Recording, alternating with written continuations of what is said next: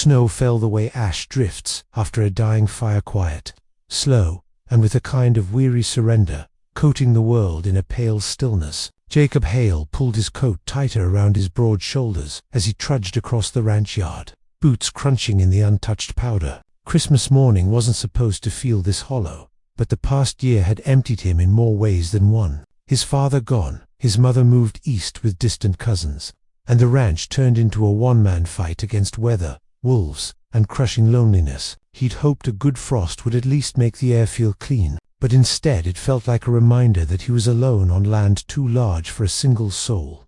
He'd woken before dawn, same as always, the cold chasing him out of bed before the sun. He planned to check the horses, fix a loose hinge on the chicken pen, and maybe try to cook something that resembled Christmas breakfast. But the moment he stepped outside, something felt wrong. A heaviness in the air, a sense of being watched. Jacob wasn't a man who spooked easy. He'd grown up working these acres, seen enough real danger to know the difference between a trick of the cold and something truly amiss. And this morning, something was amiss. Storm clouds loomed low, thick and bruised, threatening to bury the ranch before midday. The horses were restless in their stalls, shifting and snorting like they sensed something he couldn't yet see. The wind pushed against the old barn doors in steady bursts, but underneath it, Jacob caught something too soft to be wind, too quick to be an animal pacing, a whisper of motion. He paused before the barn, hand hovering near the revolver holstered at his hip, not grabbing it, not yet, but close enough.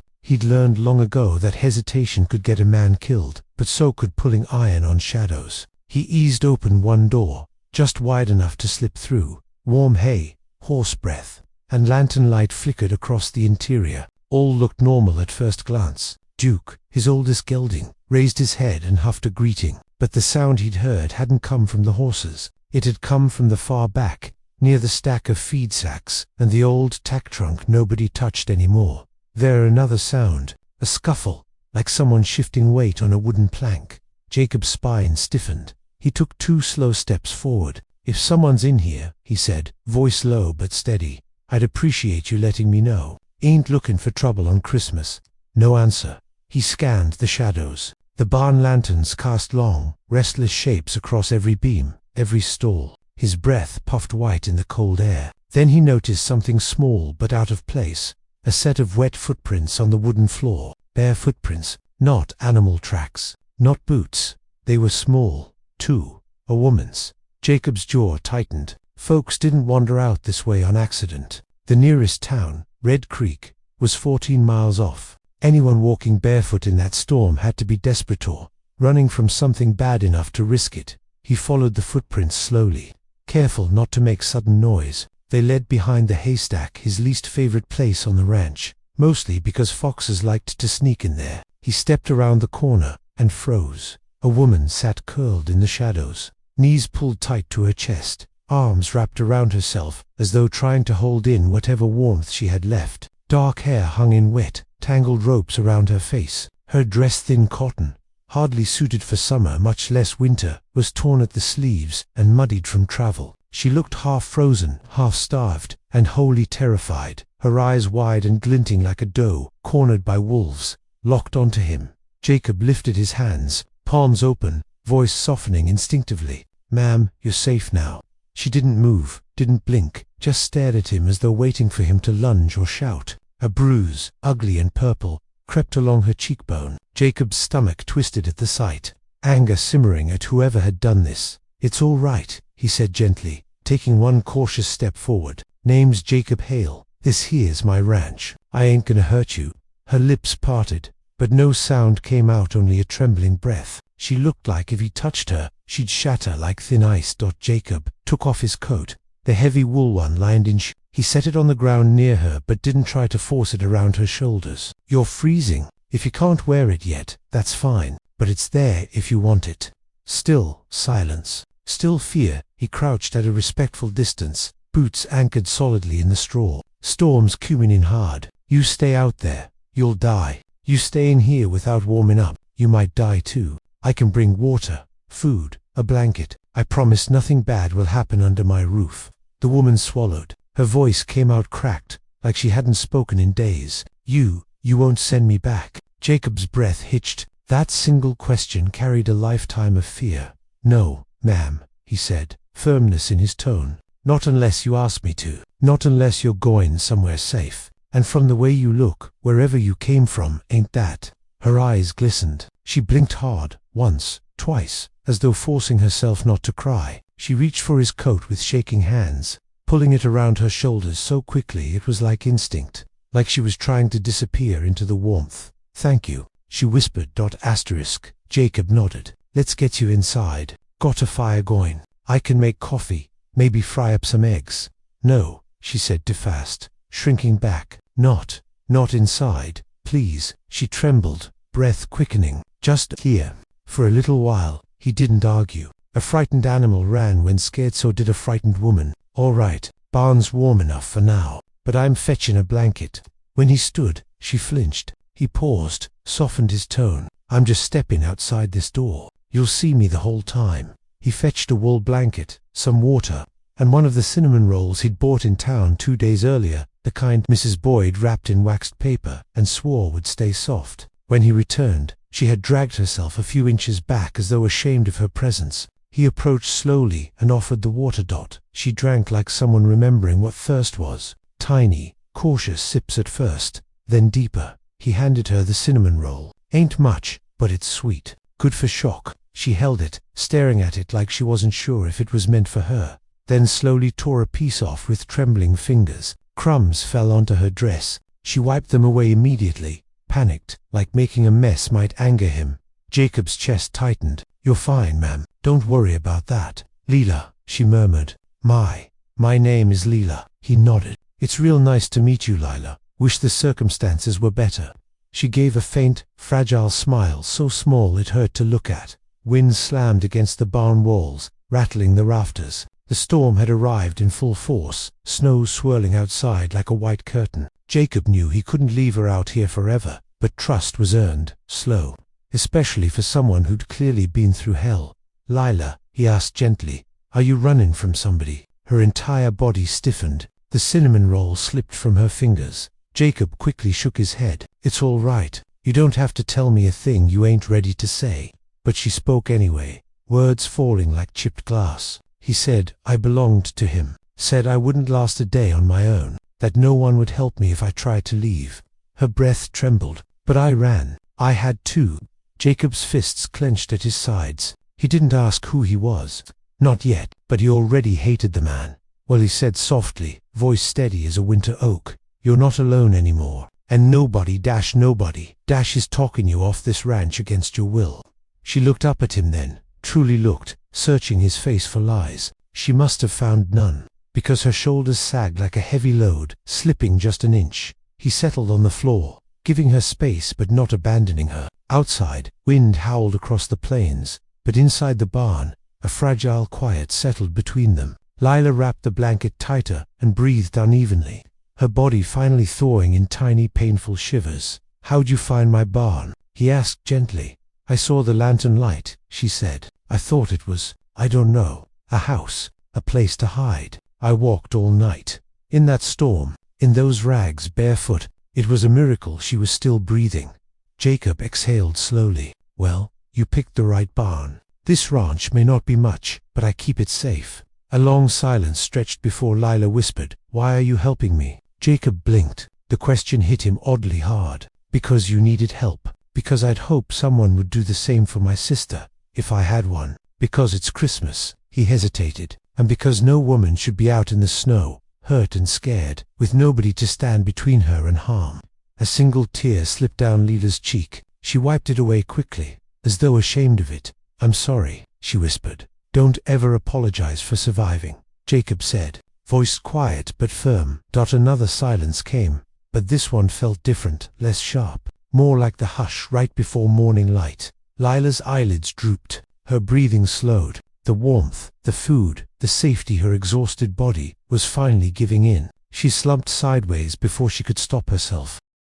Jacob moved fast but gently, catching her before she hit the floor. She startled awake, gasping, and he froze. "It's okay," he murmured. "Just keeping you from Fallon. I ain't gonna touch you more'n I have to. You're safe, Lila, I promise." She relaxed a fraction, eyes fluttering. Can I stay? Just a little, she whispered weakly. Just until the storm stops. Jacob nodded, steadying her. You can stay as long as you need. Her eyes closed. Within seconds, she had slipped into sleep-deep, heavy, dreamless sleep, curled against the pile of hay and wrapped in his coat and blanket.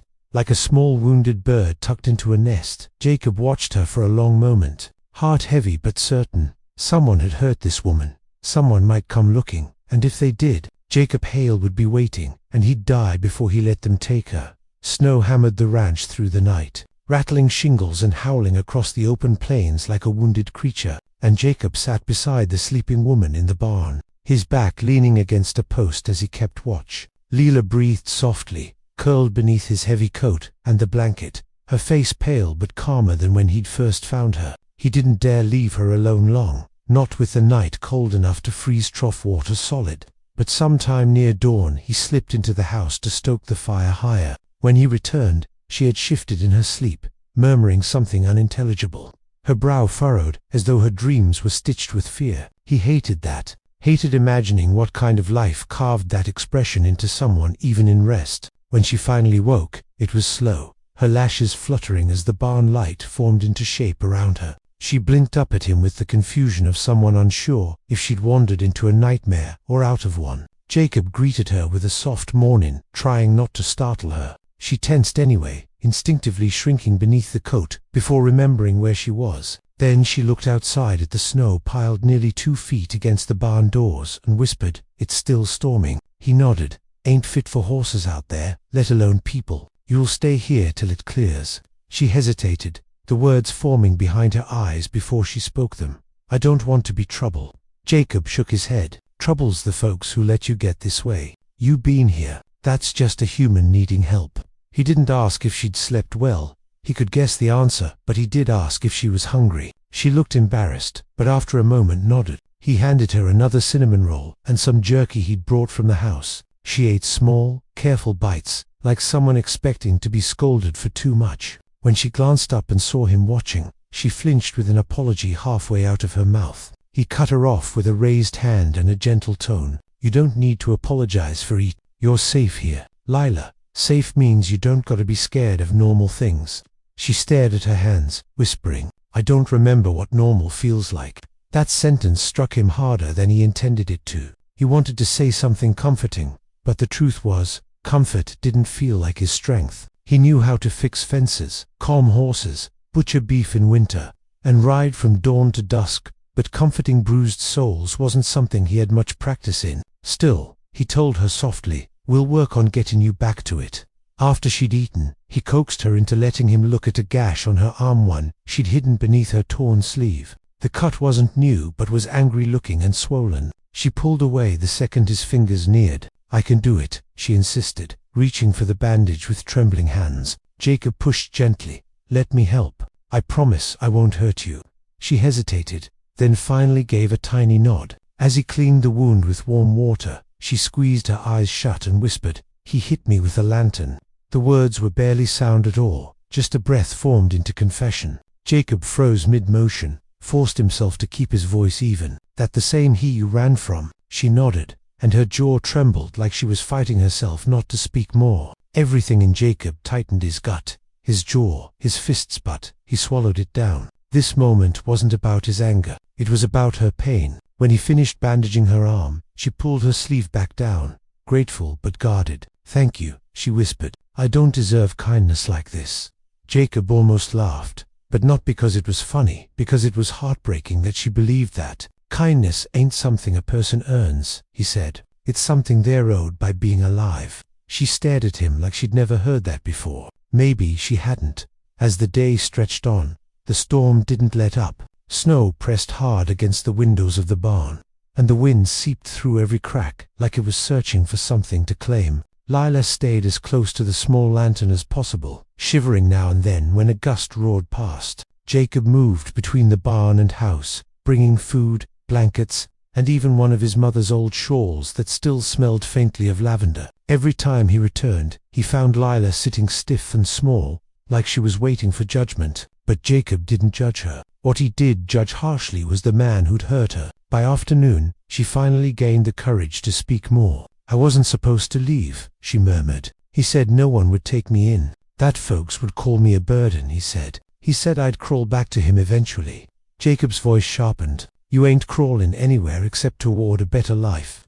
She looked startled by the conviction in his tone. "He's dangerous, Jacob," she whispered. "If he finds me, he won't," Jacob cut in, steady and certain. "And if he tries, well, I've been looking for something to shoot at besides coyotes."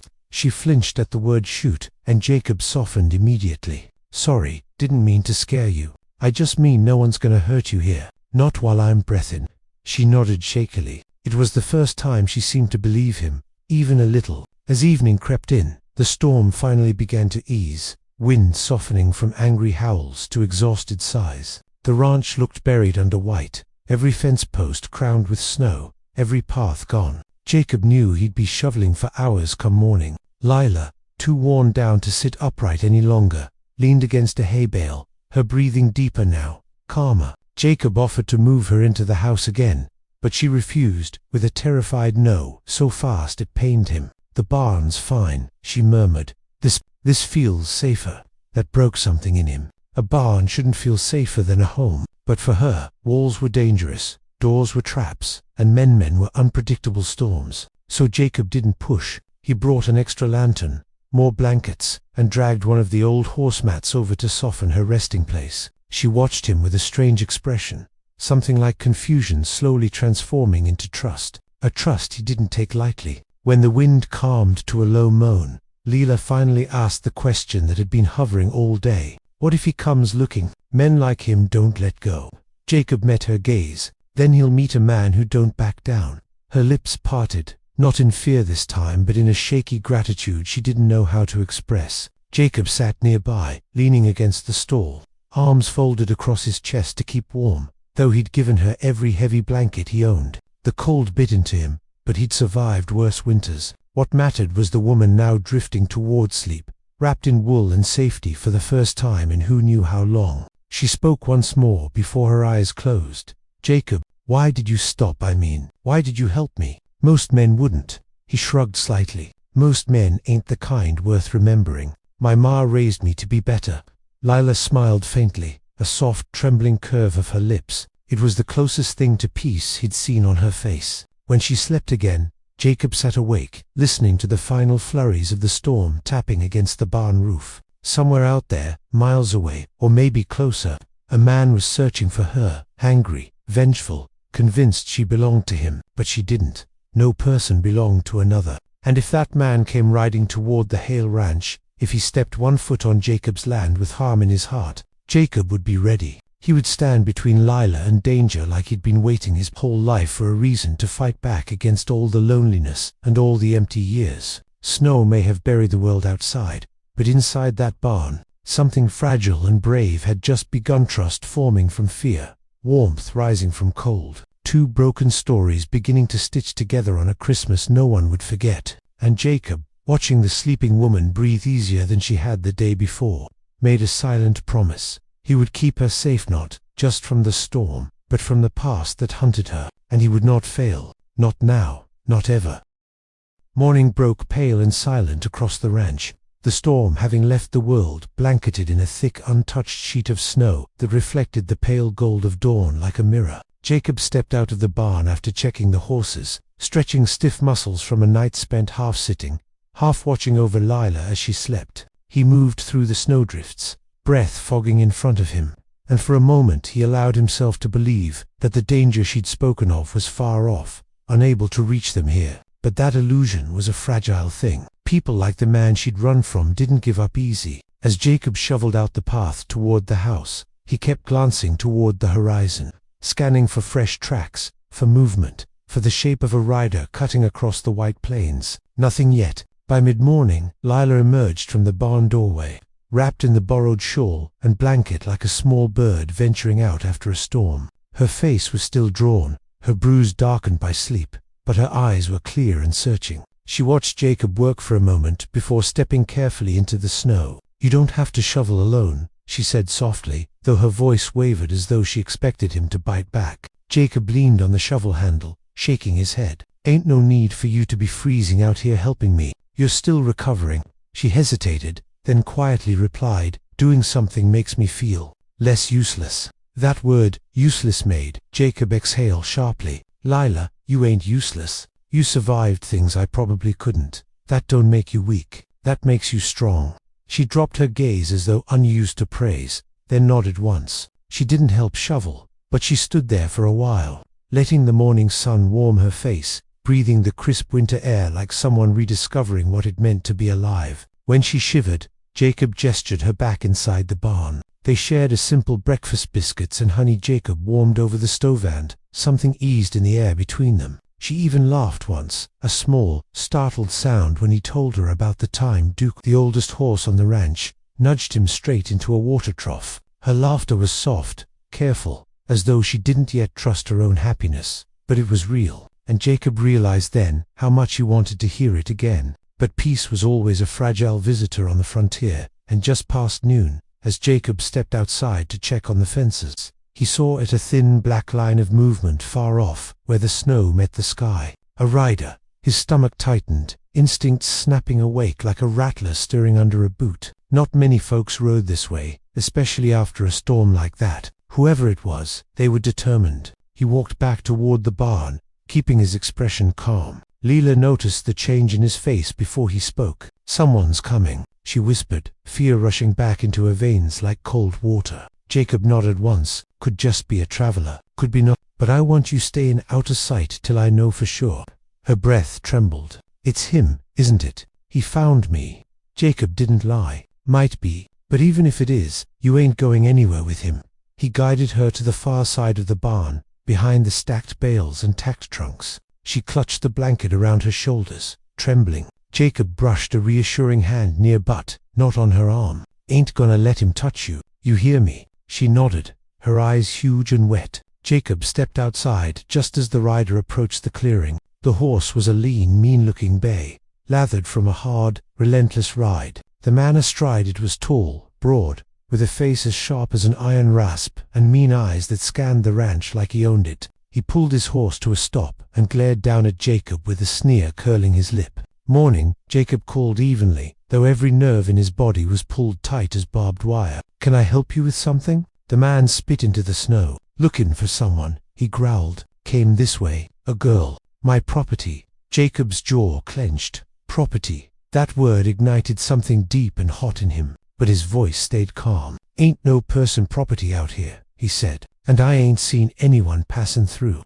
The man's eyes narrowed. "Don't play games with me, rancher. She's small, dark-haired, wears a torn dress. Stupid thing don't know how to survive on her own, so she's probably hiding somewhere nearby. She ran last night. Stole from me, Lila Steele." Jacob doubted she'd even taken food when she escaped, but he didn't correct the man. He just planted his boots firmly in the snow. "Ain't seen her."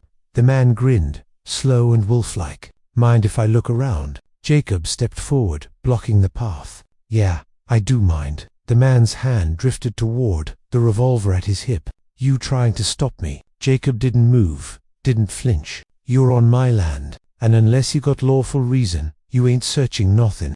A long moment stretched, wind scraping around them. The man's gaze flicked toward the barn, then back to Jacob. "You sure you ain't hiding something? You look nervous." Jacob smiled without warmth. "Just cold." Man didn't laugh. He leaned slightly in the saddle. "She's mine. She ran, and I don't care who gets in my way." Mintak in her back. Jacob's voice dropped into something low and dangerous. "She ain't yours, and you ain't talking nobody from here." The man snarled and swung off his horse, grabbing his gun, but Jacob already had his drawn. Not aimed, not threatening, just present, visible, loaded. The man froze. "I wouldn't," Jacob said quietly. "Not if you want to walk away." The stranger's nostrils flared. "You don't know what she is. She's a liar, a thief, a good for-nothing stray who thinks she's better than the man who feeds her." "Funny," Jacob said. "She didn't mention you feeding her, just mentioned you beating her." The man's face twisted into something ugly. "She told you that?" "She didn't have to." Rage flashed across the man's features. "Give her to me," he spat, "or I'll burn this barn to the ground with you in it." Jacob stepped closer, eyes cold as the snow around them. "Try it." The wind howled between them. The horses pawed nervously. For a moment, it felt like the world had been carved down to just two men and the snow and the threat of blood. Then the stranger slowly stepped back, seeing something in Jacob's face, something steady, immovable, ready to kill if he had to. "This ain't over," the man hissed. "She can't hide forever. You can't protect her forever." Jacob shrugged. "Reckon I can try."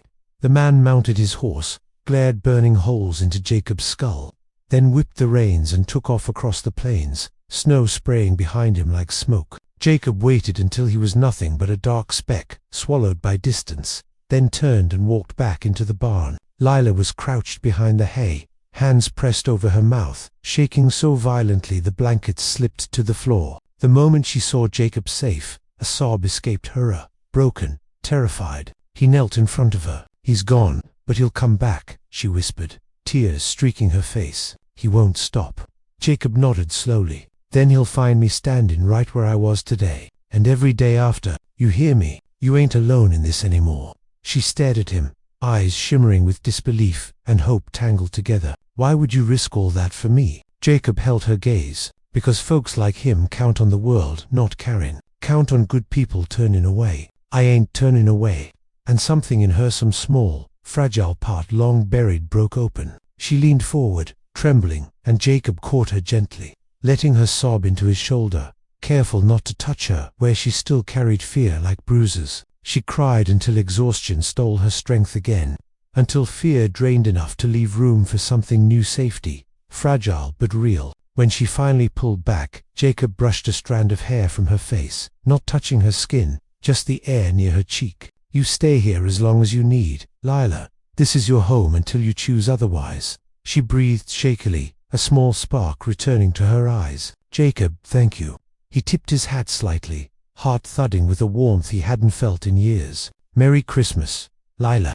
Outside, snow glittered under the winter sun, untouched and quiet, like the world had paused just long enough to give two wounded souls a chance to start over. And inside the barn, wrapped in warmth and safety, Lila realized something she never thought possible. She was home.